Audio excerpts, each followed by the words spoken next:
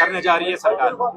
मैं तो समझती हूँ कि ये एक बहुत अच्छी शुरुआत है। सरकार तो कोशिश कर रही है, पिछले 1.5 साल से आपने देखा होगा, अगर आप रिकॉर्ड चेक करेंगे हर लेवल पे, चाहे डिस्ट्रिक्ट लेवल हो, तहसील लेवल हो, हमारी कोशिश है इस सरकार की, जिसकी क़ियादत जनाब उमर अब्दुल्ला साहब कर रहे हैं, बच्चों को मौका दिया जाए। उनमें बहुत टैलेंट है, वो हर एक गेम को खेल सकते हैं, हर एक गेम में आगे बढ़ सकते हैं, हर एक गेम को एंजॉय कर सकते हैं, लेकिन उनको उसके लिए रास्ता जो है वो देना है। वो सरकार दे रही है पिछले 1.5 साल से, जिसकी शुरुआत आज आप यहाँ पे देख रहे हैं, ये हॉकी टूर्नामेंट शुरू हुआ है।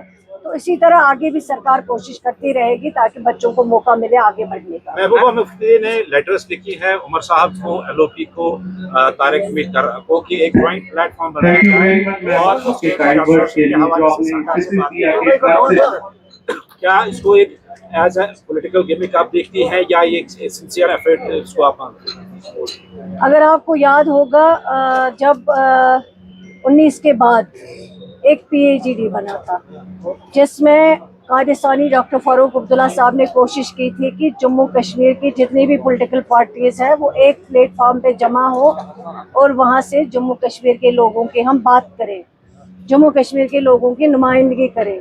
उससे पहले भी आपको याद होगा, जब ये मैडम इक़्तिदार में थी, जब BJP के साथ सरकार में थी, जब BJP ने इनको हटा दिया सरकार से, तो उस वक्त भी उमर अब्दुल्ला साहब ने इनको ऑफर किया था, आप BJP के साथ सरकार मत बनाओ, हम आपको एतमाद देंगे, अनकंडीशनल सपोर्ट, हमें कोई मिनिस्ट्री की ज़रूरत नहीं है, किसी ओहदे की ज़रूरत नहीं है, लेकिन हम आपको अनकंडीशनल सपोर्ट देंगे, BJP को आप दूर रखिए, जम्मू कश्मीर में मत लाइए।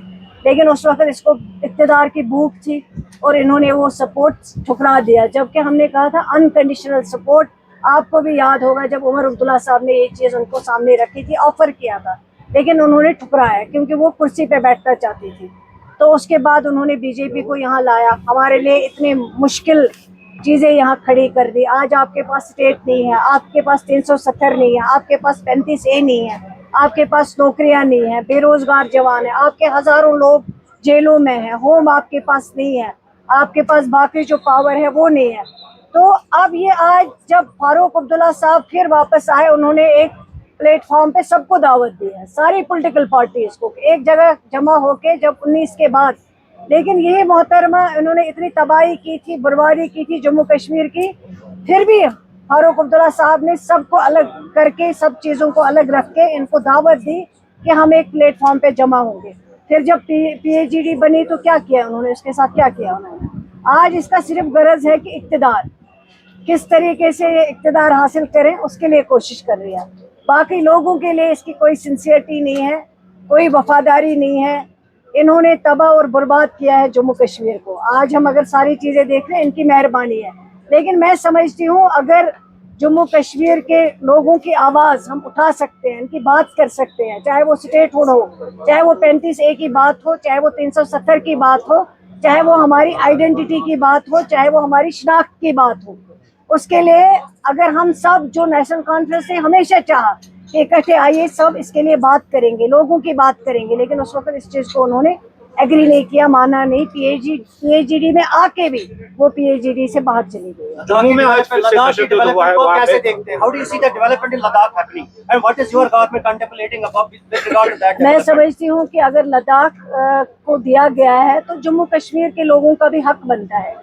स्टेटहुड कोई भीख नहीं मांग रहे जम्मू कश्मीर के लोग, बल्कि उनका हक बनता है जो स्टेटहुड उनके पास पिछले 50 साल से थी। और जम्मू कश्मीर इतनी पुरानी रियासत थी, ये तो देखा है कई बार आपने, यूटीज़ को स्टेट दी गई, लेकिन ये पहली बार देखा गया है कि जम्मू कश्मीर इतनी बड़ी स्टेट थी जो हिंदुस्तान का ताज माना जाता था, उसको तोड़ फोड़ कर दिया। लेकिन अगर उन्हें लद्दाख को दे दिया तो ठीक है, उसमें अच्छी बात है, लेकिन मुझे लगता है जम्मू कश्मीर के लोगों को भी उनका अपना हक जो है वो वापस करना मैम, कल CM साहब ने सारे MLAs के साथ एक मीटिंग की है, ये किस रिगार्डिंग मीटिंग है और क्या पहली बार मीटिंग हो रही है? आप बोलो, पहली बार तो नहीं हो रही है मीटिंग। कितनी बार CM साहब ने आज तक 1.5 साल में मीटिंग बुलाई, उससे पहले भी बुलाई, नेशनल कॉन्फ्रेंस से बुलाई। आप बताओ, मुझे रिकॉर्ड चेक करो, अगर ये पहली बार कोई मीटिंग हो रही है तो आप सवाल पूछो, ये तो रूटीन मैटर है। सकीना जी, आज जम्मू में फिर से वायलेंस हुई है, वहाँ पे डिमोलिशन ड्राइव आज फिर से शुरू किया गया है, काफी लोग जख्मी हैं, काफी तशद्दुद भी हुआ है वहाँ पे, किस तरह से देखते हैं आप? ये तो गलत बात है। आप गरीब लोगों के घर उड़ा रहे हो, आप गरीब लोगों के आशियाने उड़ा रहे हो, और वो भी उस तबके के जिनका कोई बेचारों का कहीं ठिकाना नहीं होता। आज यहाँ से गुजर गए वहीं बैठ गए, आज वहां से गुजर गए वहीं बैठ गए। मुझे बताओ आपके कितने लोग हैं जिन्होंने वहां जमीन पे कब्जा किया? बीजेपी के कितने एमएलए हैं जिन्होंने जमीनों पे कब्जा किया?